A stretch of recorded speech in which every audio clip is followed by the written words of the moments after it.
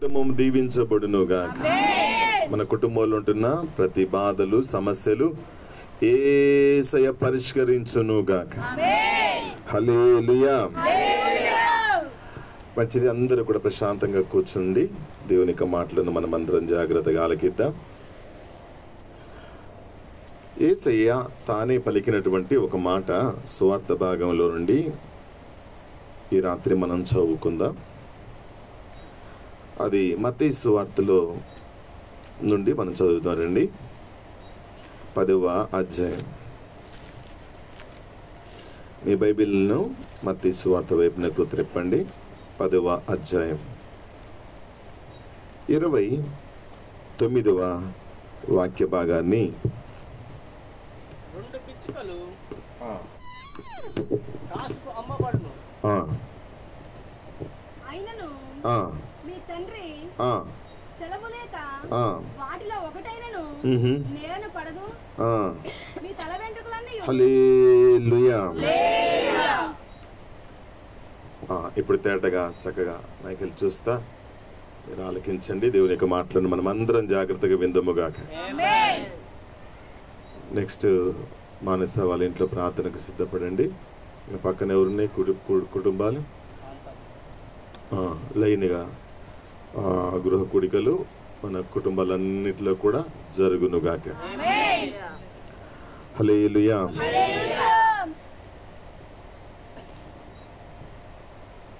రెండు పిచ్చుకలు ఒక కాసుకు అమ్మబడతాయంట. ఇక్కడ ఏం చెప్తూ ఉన్నాడు అంటే, అయితే మీరు పిచ్చుకల కంటే కూడా శ్రేష్ఠులు. శ్రేష్ఠులు అంటే విలువైన వారు. ఎంతమంది విలువైన వారిగా ఉండాలి అని కోరుకుంటున్నారు?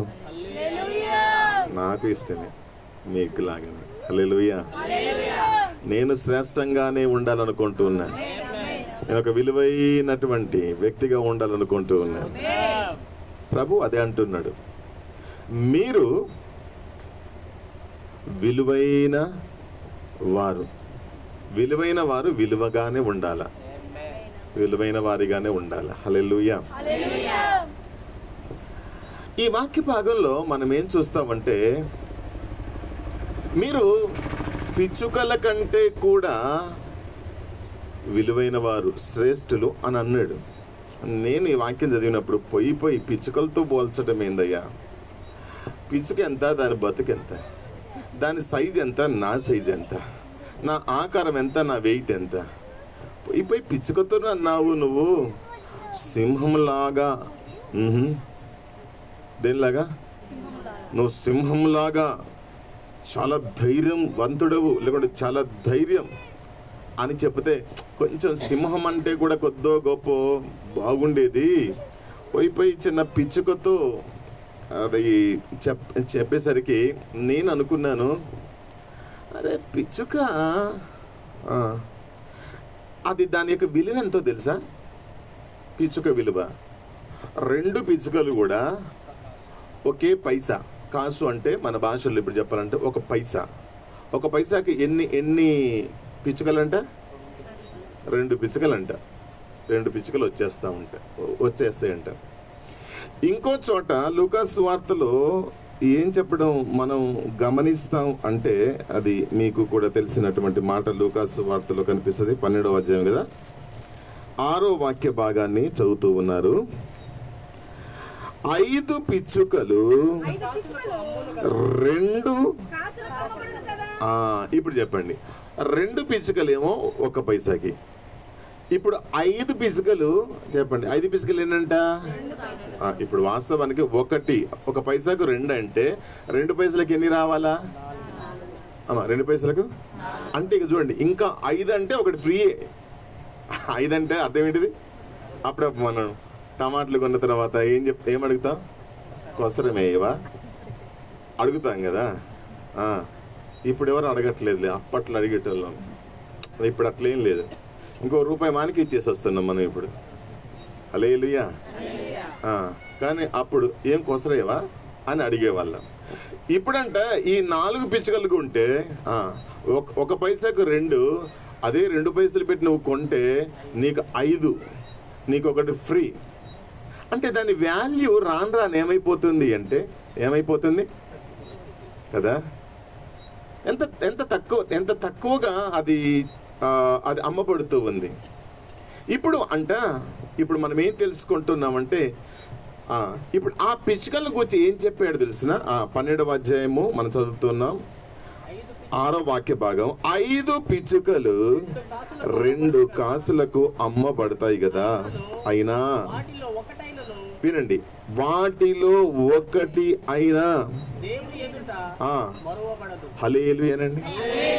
ఇప్పుడు మీరు విన్నారు కదా, ఏమంటున్నా తెలిసిన, అవి అంత విలువ దానికి. ఒకవేళ మనిషి అది చాలా చిన్నది అనుకున్నా దానికి 2 పైసలకు ఇంకోటి ఫ్రీ కూడా ఇస్తామని చెప్పినా కానీ, అంటే అంత చిన్నదాన్ని కూడా, అంత విలువ లేని దాన్ని కూడా దేవుడు ఏం చేయట్లేదటంటే మరవట్లేదు.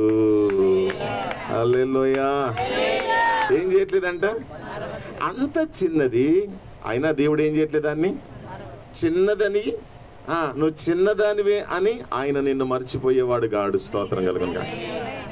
మనం కూడా ఒకవేళ పిచ్చుకల్లాగా చాలా చిన్నగా అంటే ఆకారం కాదు నేను చెప్పేది, ఆకారం కాదు, చాలా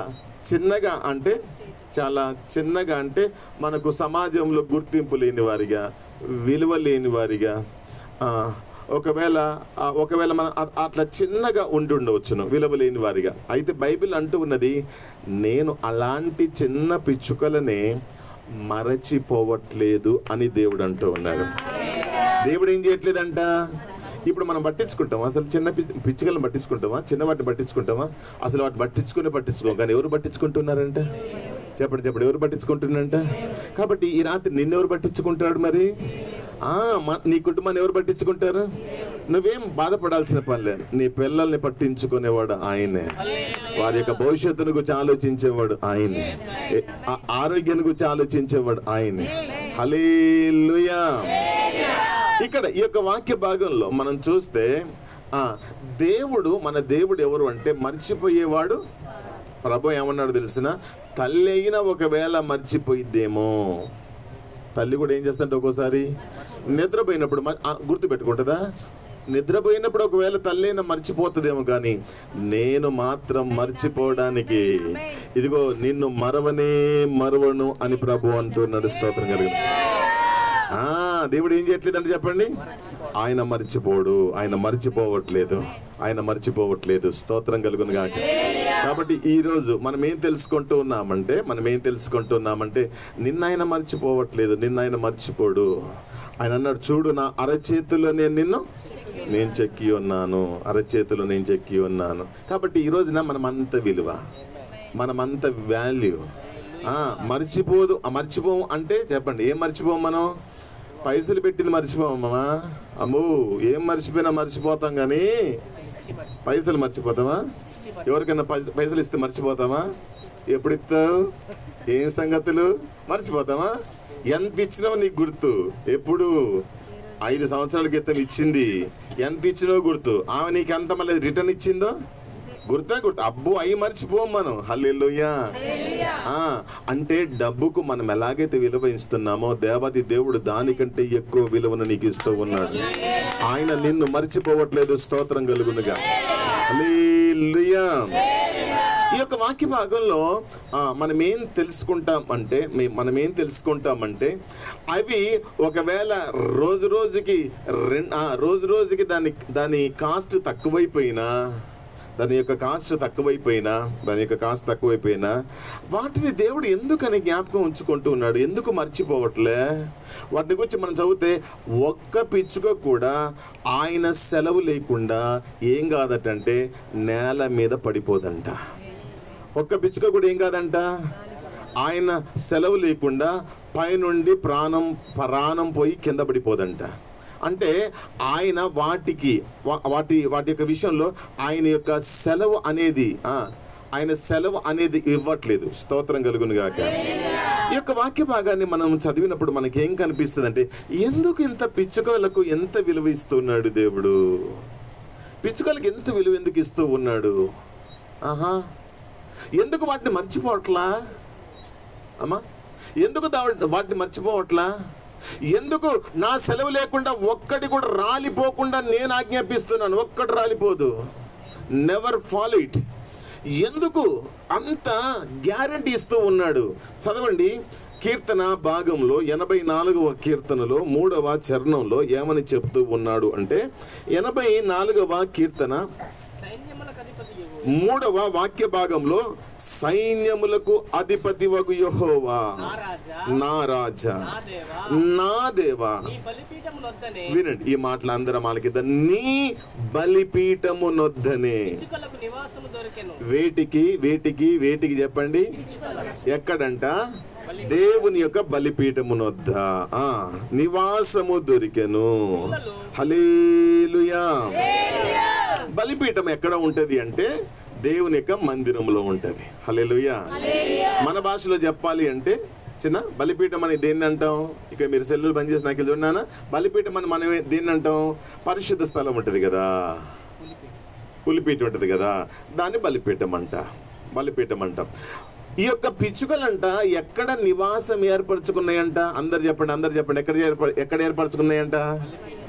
దేవుని యొక్క మందిరంలో, దేవుని దగ్గర, దేవుని యొక్క బలిపీఠం దగ్గర అవంట నివాసం ఏర్పరచుకున్నాయంట. అవి అక్కడ నివసిస్తున్నాయంట. ఈ మాటలను ఆలకించగలిగినట్లయితే, ఆత్మీయంగా మనం తీసుకోగలిగినట్లయితే, ఎవరైతే దేవుని మందిరములో నివసించడానికి ఇష్టపడతారో దేవుడు వారిని మరువడుగాక మరువడు, విడువడుగాక విడువడు. వారి పిల్లలను ఆయన భిక్షమెత్తుకూడని దేవుని యొక్క లేఖన భాగాలు మనకు తెలియపరుస్తున్నాయి. దేవుని యొక్క మందిరములో గడిపే అనుభవం మనము కలిగి ఉందముగా. ఎక్కడ గడపాలా? ఆదివారం వచ్చింది అంటే దేవుని యొక్క మందిరంలో, బుధవారం వచ్చింది అంటే గృహ కూడిక అంటే ఇదిగో ఆ గృహ కూడికలో మనము ఏం చేయాలి అంటే అక్కడ గడపాలి సమయం. స్తోత్రం కలుగును గాక. ఈ యొక్క పిచ్చుకలు అంట వినండి, ఈ పిచ్చుకలు అంట చెప్పండి ఏమంటారు, ఏం చేస్తున్నాడు చెప్పండి? అవి చాలా విలువలేనివే అమ్మా. వాటికి దేవుడు ఎందుకు విలువనిస్తూ ఉన్నాడు? ఈ రోజున మనకు విలువ కలగాలంటే, ఈ రోజున మనం విలువను పొందుకోవాలి అంటే, నువ్వు నేను ఈ పిచ్చుకల నుండి తెలుసుకునే పాఠం ఏంటిదో తెలిసిన? అవి ఎంచుకున్న ప్లేస్ అనేది ఆర్డినరీ ప్లేస్ కాదు, అది సాక్షాత్ ఆల్మైటీ గాడ్ నివసించే స్థలము. సర్వశక్తిమంతుడైనటువంటి దేవాది దేవుడు ఎన్నుకున్నటువంటి స్థలంలో అవి నివాసం ఉంటూ ఉండే అంట. స్తోత్రం కలుగును గాక. అమ్మ, ఈ రోజున మనం ఎక్కడ ఏ స్థలాన్ని ఎంచుకోవాలి అంటే దేవుని యొక్క మందిరాన్ని ఎంచుకోవాలా, ప్రార్థనను మనం ఎంచుకోవాలా, ఉపవాసాన్ని మనం ఎంచుకోవాలా, ఆయన సన్నిధానంలో గడపడానికి మనం ఇష్టపడుతూ ఉండాలా. యేసుకు స్తోత్రం కలుగును గాక. ఈ రోజున బైబిల్ అంటుంది ఆ పిచ్చుకలకు అంట, చూడండి, ఆ పిచ్చుకలకు అంట మనుషులు విలువనివ్వట్లా. అప్పుడు చిన్నయ్య అసలు పట్టించుకోవట్లే, ఎవరు పట్టించుకోవట్లే వాటిని, కానీ దేవుడు పట్టించుకుంటున్నాడు. హల్లెలూయా. ఎవరు పట్టించుకుంటూ ఉన్నారు? దేవుడు పట్టించుకుంటున్నట్లుగా బైబిల్ గ్రంథంలో మనం చూస్తూ ఉన్నాం. యేసుకు స్తోత్రం కలుగును గాక. మీరు ఒకసారి ఆ మాటలను నేను మీకు చూపిస్తాను. రండి, మనమందరం కూడా ఆ మాటలను ఆలకిద్దాం. ఆ మాటలను మనం చూద్దాం. రండి. హల్లెలూయా, హల్లెలూయా, హల్లెలూయా.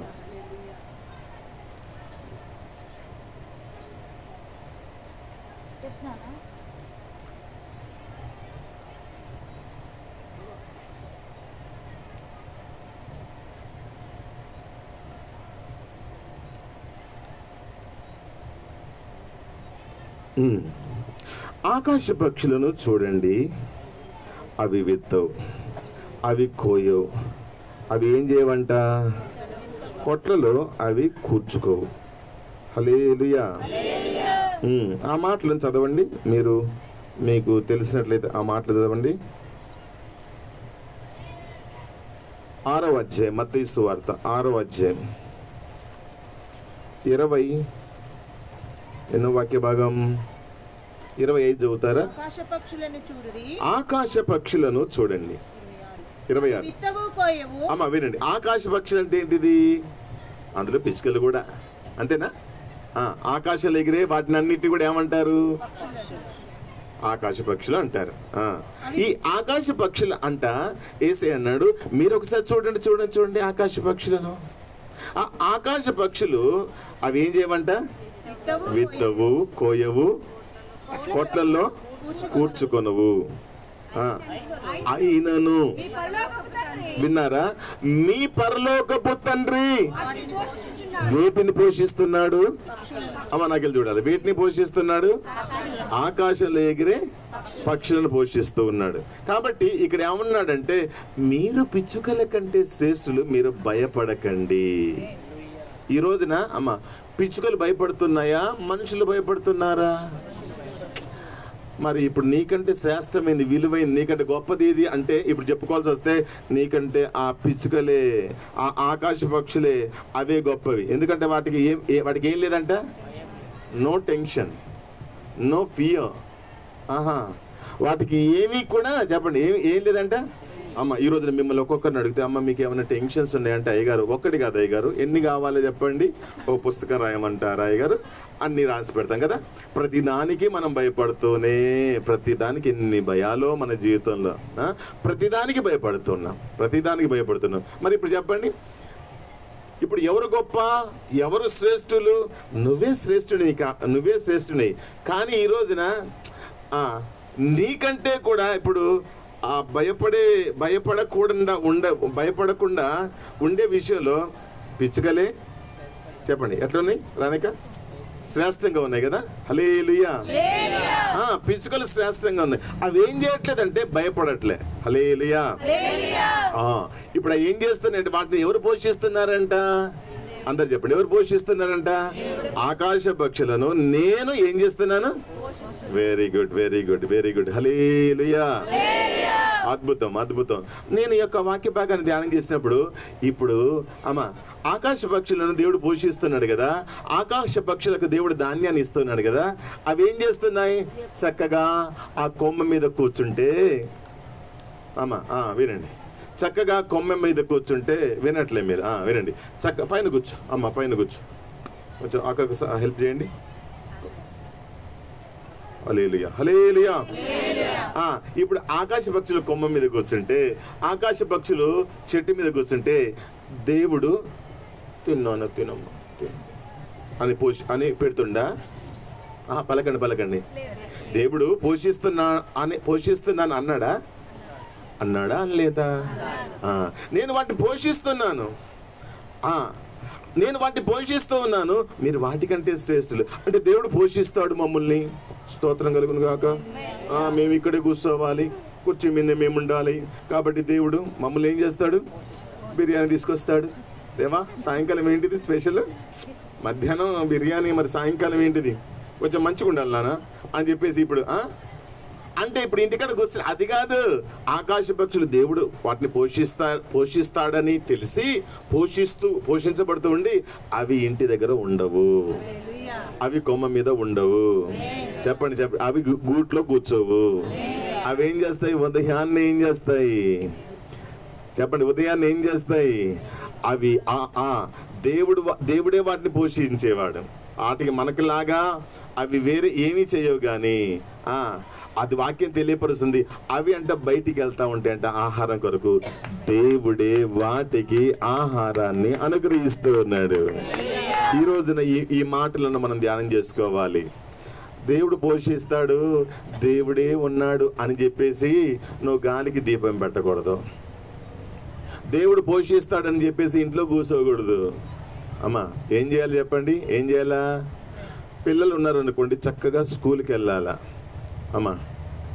పని చేయనోనికి అంట, అందరు పలకండి, అన్నం తినే అర్హత లేదంట, భోజనం చేసే అర్హత. అప్పుడప్పుడు అంటూ ఉంటారు, తింటే అర్హత అయ్యారు అంటారు. ఎందుకు అంటే ఏ పని చేయకపోతే అంటే మూమెంట్స్ ఉండాలా. ఏముండాలా? కొంచెం బాడీ ఏం చేయాలా? కదలాలా, మెదలాలా. అట్లా కదలాలని ఇట్ట అనకండి. కదలటం అంటే అది కాదు. అంటే కొంచెం పని చేయాలా, కూర్చోవాలి, నిల్చోవాలా. ఇంట్లో అక్కోళ్ళు అయితే ఇంటి పనులు చేయాలా. హల్లెలూయా. ఈ మధ్య అక్కోళ్ళు బయట పనులు చేస్తున్నామని ఇంటి పనులు మానేస్తుండ్రు. అది కాదు, నీది బయట పనులు చేయకపోయినా పర్లేదు కానీ ఇంటి పనులు చేయాలా. హల్లెలూయా. ఇంట్లో ఉన్న పనులు ఎవరికి? అందరికి కాదు. ఇంట్లో ఉన్న పనులు ఎవరికి? అమ్మకి. అమ్మ. ఇప్పుడు అమ్మ మీద ఎవరు ఆధారపడతారు? పిల్లలు ఉన్నారుగా. అమ్మ పొద్దున్నే లేచి ఏం చేస్తుందని పిల్లలకి ధైర్యం? అమ్మ లేస్తుంది. అమ్మ లేసి అన్నీ కూడా సిద్ధపరుస్తుంది. మళ్ళీ తర్వాత ఏం చేస్తుంది? మమ్మల్ని లేపుద్ది. లేవే, టైం అయిపోయిందమ్మా, లే అమ్మా అని చెప్పేసి ఏం చేస్తుందమ్మా? లేపి ఉండరాదు అమ్మా.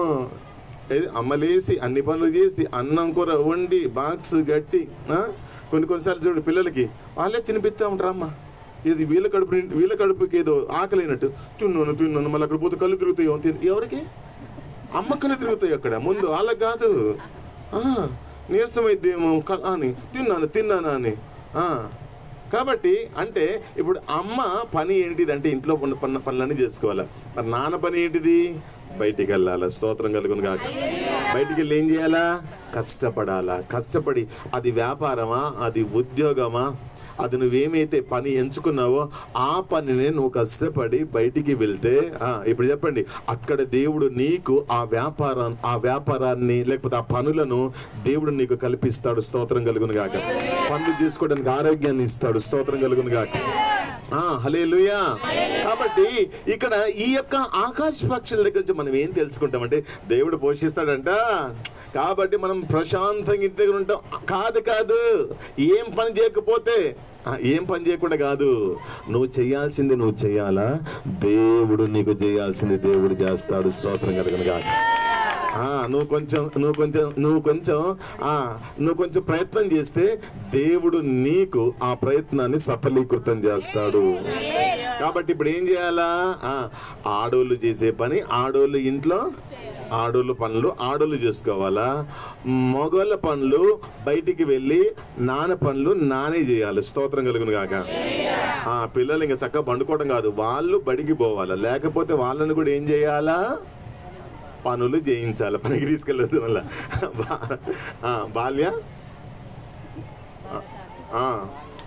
వాళ్ళ చట్టం ఉంది అట్లా. మళ్ళా చిన్నపిల్లల పనికి తీసుకెళ్ళొద్దు. హల్లెలూయా.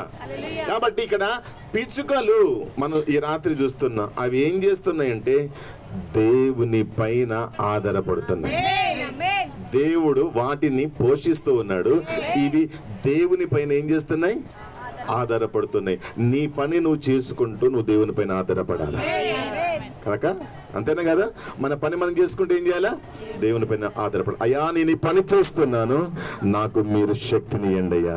ఈ పని చేయడం నాకు జ్ఞానాన్ని ఇవ్వండి అయ్యా, నాకు బలాన్ని ఇవ్వండి అయ్యా, ఈ పనిలో నాకు సహాయం చేయండి అయ్యా అని మనం దేవుని పైన ఆధారపడాలి. అవి దేవునికి స్తోత్రం కలుగును గాక. కాబట్టి పిచ్చుకల దగ్గర నుంచి మనం ఏం నేర్చుకోగలమంటే అవి కష్టపడేయండి. అవి గూట్లు ఉండేవి అవి కావు. అవి కొమ్మల మీద ఉండేవి కావు. అవి కొమ్మల మీదనో గూట్లను ఉండేవి కావు. హల్లెలూయా. కాబట్టి ఈ రోజు మనం ఏం తెలుసుకోండి, మీరు అందరు కూడా మీ మనసు ఇక్కడే ఉంచుకోండి ప్రశాంతంగా, ఎక్కడికి వెళ్ళకండి. ఇది మన కాలనీకి చాలా కామన్ది కాబట్టి, ప్రతి ఇంట్లో ఉండేవే కాబట్టి, ఇదేదో విచిత్రం జరుగుతున్నట్లుగా, ఏదో వింతగా మీరు మనసు, మీ కళ్ళు, మీ సూపులు, మీ మనుషులు అందరికి వందనాలు. హల్లెలూయానండి. హల్లెలూయా చెప్పండి. ఫస్ట్ టైం మేము వింటున్నాం అయ్య గారు ఇట్లాంటి సౌండ్స్ అన్నవాళ్ళు అందమ్మక్క ఫస్ట్ టైమా? Very good. ఇంకా నువ్వు చాలా వింటావు అట్లయితే. హల్లెలూయా అంటే ఏం పట్టించుకోకండి, మనమందరం దేవుని సన్నిధిని అనుభవించుదుముగా. హల్లెలూయా. మొదటిగా మనం ఇక్కడ ఏం తెలుసుకుంటూ ఉన్నామంటే అవి అవి అవి అవి ఏంటిది అంటే, ఎందుకు అవంత విలువలేనివైనా కానీ దేవుడు అంటున్నాడు, నేను దానిని మర్చిపోను, నేను ఆ పిచ్చుకలు మర్చిపోను. నా యొక్క సెలవు లేకుండా, నా చిత్తం కాకుండా ఒక్కటి కూడా నేల మీద అది చిన్నదని మీరు అనుకుంటున్నారా? అది నేల మీద పడ్డానికి ఎవరి చిత్తం కావాలంటే, ఎవరి సెలవు కావాలంట? అంటే దేవుడు పర్మిషన్ ఇవ్వట్లేదు. స్తోత్రం కలుగును గాక. దేవుడు పర్మిషన్ ఇవ్వట్లేదు. స్తోత్రం కలుగును గాక. ఎందుకో తెలిసినా ఎందుకు పర్మిషన్ ఇవ్వట్లే, ఎందుకు దాన్ని మర్చిపోవట్లేదంటే అది దేవుని యొక్క సన్నిధిలో గడిపేటటువంటి అనుభవాన్ని కలిగి ఉంటూ ఉంది.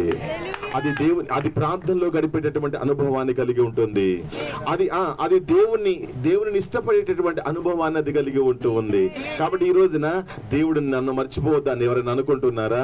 అయితే దేవుని సన్నిధిలో గడిపేటటువంటి ఇదిగో వాటిని మీరు అలవాటు చేసుకోండి. మందిరంలో గడపండి, ఉపవాసం ఉండి ప్రార్థనలో గడపండి. దేవుడు నిన్ను మర్చిపోడు, దేవుడు నీ ప్రార్థన మర్చిపోడు, దేవుడు నీ కుటుంబాన్ని మర్చిపోడు. నీకుంటున్న పరిస్థితులన్నిటి నా ప్రభు అద్భుతంగా నిశ్చయంగా ఆయన విడిపించబోతూ ఉన్నాడు. హల్లెలూయా. కాబట్టి దేవుని యొక్క సన్నిధిలో గడిపేటటువంటి ఆ అనుభవాన్ని మనం కలిగి ఉండాలి. రెండవది అది అంటున్నాడు, దేవుడు అంటున్నాడు దేవుని పైన అవి ఆధారపడుతున్నాయి. ఎవరిపైన ఆధారపడుతున్నాయి? దేవుని పైన ఆధారపడుతూ ఉన్నాయి. అవి చేసేటటువంటి దానిలో దేవుని పైన ఆధారపడుతూ ఉన్నాయి. స్తోత్రం కలుగును గాక. అమ్మా, ఈ రోజున మనం ఎవరిపైన ఆధారపడాలి అంటే ఎవరిపైన ఆధారపడాలా? దేవుని పైన ఆధారపడాలి. స్తోత్రం కలుగును గాక. మొదటిగా దేవుని పైన ఆధారపడాలి అంటే దేవుని పైన దానికి ఎంత నమ్మకం ఉందో. ఎవరు ఆధారపడతారు చెప్పండి అమ్మా? ఇప్పుడు అది కాదు, పెళ్లి చేసుకున్నప్పుడు భార్య ఎవరిపైన ఆధారపడుతుంది? ఎవరిపైన ఆధారపడుతుంది? పెళ్లి చేసుకున్న ఆ యొక్క వ్యక్తి పైన ఆధారపడుతుంది. ఆ యొక్క వ్యక్తి పైన వ్యక్తి పైన ఆధారపడుతుంది. హల్లెలూయా. ఆధారపడుతూ ఉంటుంది అంటే అర్థం ఏంటిది అంటే ఆయన నమ్ముతుంది కాబట్టి అది ఆధారపడుతూ ఉంటుంది. స్తోత్రం కలుగును గాక. ఇది ఆధారపడుతుందంట. ఏమైనా ఆధారపడుతుంది? నేను బయటికి వెళ్తున్నాను. అమ్మ మీరు చెప్పండి, బయటికి వెళ్ళిన తర్వాత అది ఉట్టిన వస్తుందా? లేదు లేదు లేదు లేదు. ఈరోజు నువ్వు కష్టపడేటటువంటి స్వభావం నువ్వు కలిగి ఉంటే, నేను కష్టపడాలా, నేను పని చేయాలా అని చెప్పేసి నువ్వు దేవుని పైన ఆధారపడి నువ్వు బయటికి వెళ్తే దేవాది దేవుడు నీ కష్టాన్ని దీవిస్తాడు. హల్లెలూయా.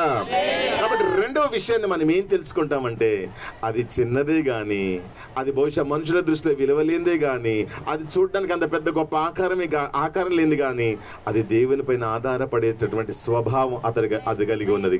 కాబట్టి పిల్లల విషయంలో దేవుని పైన ఆధారపడు. వారి యొక్క భవిష్యత్తు ఇదిగో దేవుని పైన, నువ్వు దేవుని పైన ఆధారపడితే వారి దేవుడు వారికి మంచి భవిష్యత్తుని ఇస్తాడు. స్తోత్రం కలుగును గాక. అందుకని అవి రేపటి గురించి ఏం చేయమంటాయి? చింతించవు. రేపేం తినాలో, రేపేం కట్టుకోవాలో ఏమి చింతించమంట. నాకు ఇదిగో నన్ను చూసుకునే దేవుడు నాకున్నాడు. ఈరోజు నా నిశ్చయత నీకుందా? నువ్వు అంతగా దేవుని నమ్మగలుగుతున్నావా? అంతగా దేవుని పైన ఆధారపడగలుగుతున్నావా? అట్లయితే దేవాది దేవుడు నీ విషయంలో కూడా ఆయన పట్టించుకోగలుగుతాడు. యేసయ్యకు స్తోత్రం కలుగును గాక. చెప్దాం హల్లెలూయా, హల్లెలూయా, హల్లెలూయా, హల్లెలూయా, హల్లెలూయా. మరొక విషయాన్ని నేను మీకు జ్ఞాపకం చేసి నేను ముగిస్తాను. రండి, అది మనకు కీర్తన భాగంలో కనిపిస్తున్నటువంటి మాట. కీర్తన భాగంలో కనిపిస్తున్నటువంటి మాట 102వ కీర్తన 7వ వాక్య భాగాన్ని చదవండి. 102:7 ఏం కనిపిస్తుంది? రాత్రి మెలకువగా నుండి ఇంటి మీద ఒంటిగానున్న పిచ్చుక వలెనున్నాను. హల్లెలూయా. ఇది ఏం చేస్తూ ఉన్నది అటంటే రాత్రి మెలకువగా ఉండి అది ఒంటిగా ఉంటుందంట. హల్లెలూయా. అమ్మ కొంతమంది చూడండి, ప్రార్థనలో ఏముండదు అంటే వాళ్ళకు మెలకువ ఉండదు. ఇప్పుడు మీరైతే చాలా చక్కగా, మీరందరూ చాలా మంచివారు కాబట్టి చక్కగా చూడండి. ఒక్కొక్కరు చాలా మందికి ప్రార్థనలోనే వస్తుంది అంటే చక్కని సుఖనిద్ర. అప్పుడప్పుడు డాక్టర్ చెప్తారు సుఖ విరోచనం అంటాడే, అట్లాంటి సుఖనిద్ర ఎక్కడ వస్తుంది అంటే చక్కగా చాలా మందికి దేవుని సన్నిధిలో వాక్యం వింటుంటే ఆ సుఖ నిద్రపోతా ఉంటారు. కానీ మీరెంత మంచోళ్ళు, సుఖం లేదు నీకు. హల్లెలూయా. అంటే సుఖం లేదంటే నిద్ర కూడా లేదు. ఎప్పుడు ఇది ఏం చేస్తుంది అంటే ఆన్లైన్ ప్రార్థన అని ఇంతకుముందు మనం జరిపించుకునేటోళ్ళం అమ్మా. ఆన్లైన్ ప్రార్థన కాస్త ఆన్లైన్ ప్రార్థనలు ఏం చేసేవాళ్ళు అంటే, ఆన్లైన్ ఎందుకు ఇప్పుడు క్రిస్మస్ వస్తుంది కదా, రాత్రి పూట వాళ్ళు వచ్చేటప్పుడు, క్రిస్మస్ పండుగ వచ్చేటప్పుడు ఇంకా మీకు తెలియందే ఉందమ్మా, ఒక సెద్దర ఒక బొంత కట్టుకుందేమో కొత్త చీర అమ్మా, నువ్వు కప్పిందేమో పాత బొంత, పాత సెద్దర అది. మరి అది అంటే ఉతికే ఉంటారులే, పండగ కాబట్టి ఉతికే ఉంటారు. ఇప్పుడు అట్లా అని చెప్పేసి పాపం వాళ్ళు కొత్త బట్టలు కొనుక్కున్న తృప్తి లేదని చెప్పి ఏం చేస్తున్నామంటే ఉదయకాలం కూడా అమ్మగారు ఏం చేశారంటే మహాకృపతో ఉదయకాలం కొంచెం అప్పుడైనా ఆ సెద్దర్లు పక్కన పెట్టి, ఎందుకంటే సెద్దరు ఎందుకు తీసుకొస్తారు? సలికే. అమ్మో, పేరు సలి, అక్క పేరు సలి, కానీ ముసుగెత్తే ఉంటది. కాబట్టి ముసుగేసుకున్న వాళ్ళు కాబట్టి ఇక్కడ ఏం చేస్తారంటే మెలకువ కలిగి ఉంటుందంట రాత్రిపూట. హల్లెలూయా. మనందరికీ కూడా ఒక చిన్న పాప బైబిల్ గ్రంథంలో మనకు కనిపిస్తుంది. ఆ చిన్న పాప పేరు ఏంటిదంటే రోదే. అందరు చెప్పండి, రోదే. రోదే అనే ఒక చిన్న పాప ఎక్కడికి వెళ్ళింది అంటే సంఘం అంతా కూడా కలిసి ఎక్కడైతే ప్రార్థన చేస్తుందో, సంఘం అంతా కలిసి ఎక్కడైతే పట్టుదలతో విశ్వాసంతో కూడుకొని ఉన్నారో ప్రార్థన కొరకు, ఆ స్థలంలో ఈ అమ్మాయి కూడా వెళ్ళిందంట. ఈ అమ్మాయి కూడా వెళ్ళి ఏం చేస్తుందంటే అందరితో ఈ అమ్మాయి కూడా ప్రార్థన చేస్తా ఉంది. హల్లెలూయా. ప్రార్థన చేస్తా ఉంది. ఇప్పుడు చూడండి, చిన్నపిల్లలు వాస్తవానికి త్వరగా పడుకుంటారు. ఇక్కడ చిన్నపిల్లలు కూడా పడుకోవట్లే. హల్లెలూయా. అక్కడ వాడు కూడా పడుకోలేదు, హర్దిత్. ఓకే, అంటే చిన్నపిల్లలు వాస్తవానికి త్వరగా ఏం చేస్తారు? త్వరగా పడుకుంటారు. కానీ ఇక్కడ ఈ చిన్నపిల్ల ఎంత మెలకువతో ఉందో తెలిసిన, అందరూ ప్రార్థన చేస్తూ ఉంటే ఆ పిల్ల కూడా అంటే చాలా మెలకువతో ఉండి ప్రార్థనలో కనిపెడుతుంది. స్తోత్రం కలుగును గాక. బైబిల్ అంటూ ఉంది, ఆ అమ్మాయికంట, చిన్న అమ్మాయికంట ప్రార్థనలో ఉంటుండగా ఒక స్వరం వినిపిస్తుంది. ఏం వినిపిస్తుంది? ఎవరో వచ్చి ఆ తలుపు కొట్టినట్లుగా ఏం వినిపిస్తుంది? స్వరం వినిపిస్తుంది. హల్లెలూయా. ఈ అనుభవం మనము సమూయేలులో కూడా చూస్తాం.